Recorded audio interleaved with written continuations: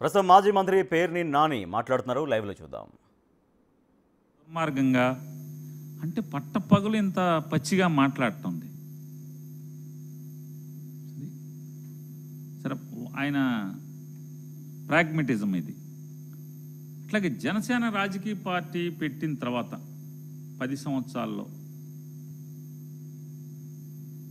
ఆయన స్టాండ్స్ ఉందా అండి?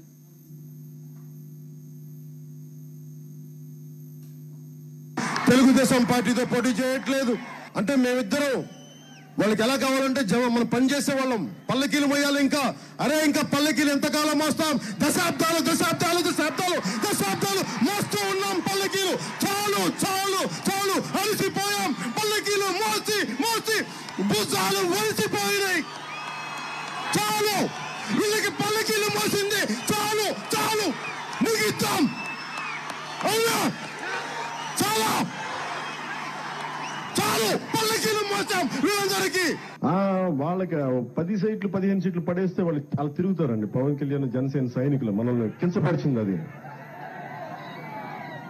ఏమీ ఆశించకుండా సహాయం చేస్తే వాళ్ళ కుక్క బిస్కెట్లు పడేసి 15 సీట్లు పడేసి ఇది వాళ్ళ అన్న మాటలు. బాధ కలగదా మనకి?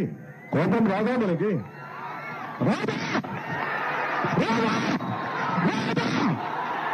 వస్తుంది.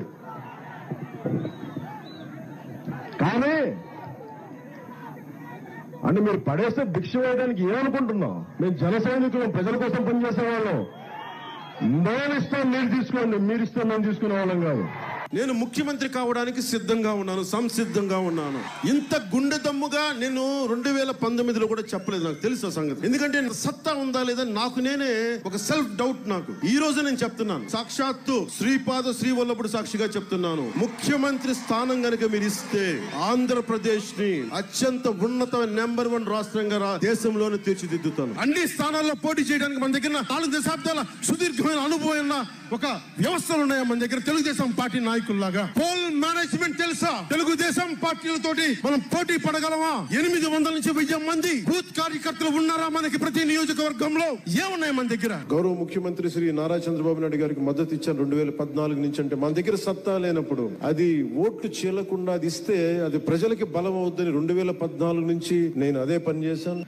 ఆంధ్రప్రదేశ్ 15 సంవత్సరాల స్థిరత్వం కావాలి పాలనలో. ఈ కూటమి చాలా బలంగా ఉండాలని నేను మనస్ఫూర్తిగా కోరుకుంటా ఉన్నాను. దానికి కృషి చేయాలి, కృషి చేద్దాం. చిన్నపాటి తప్పులు ఒప్పులు ఏదైనా ఉంటే దాన్ని నేను కూర్చొని ప్రత్యేకించి అవసరమైతే గౌరవ ముఖ్యమంత్రి నారా చంద్రబాబు నాయుడు గారితో మాట్లాడి వారి తెలుగుదేశం పార్టీతో కూడా మాట్లాడి ఏదైనా తప్పు ఒప్పులుంటే సరిదిద్దే బాధ్యత కూడా నేను ముందుండి నేను తీసుకుంటాను. ఆ మాట మీకు ఇస్తున్నాను. వాళ్ళు ముందుగా పోతే వెనకుండా తీసుకోండి, ఎక్కడుండి తీసుకున్న మాకేం ఉండదు. కానీ మీ ఐడియాలజీ, దాన్ని ఏమంటారు, మీ నిబద్ధత, మీ ప్రాగ్మెటిజం, దాన్ని మీ వాళ్ళే ఆశ్చర్యపడే రీతిలో, అబ్బురపడే రీతిలో మీరు ఏమేమి మాట్లాడారో ఒకసారి గుర్తు చేద్దామని. ఇక వారి స్టీల్ ప్లాంట్ గురించి, వారి ప్రాగ్మెటిజం గురించి ఒకసారి చూద్దాం. స్టీల్ ప్లాంట్ మీద వారి ప్రాగ్మెటిజం గురించి.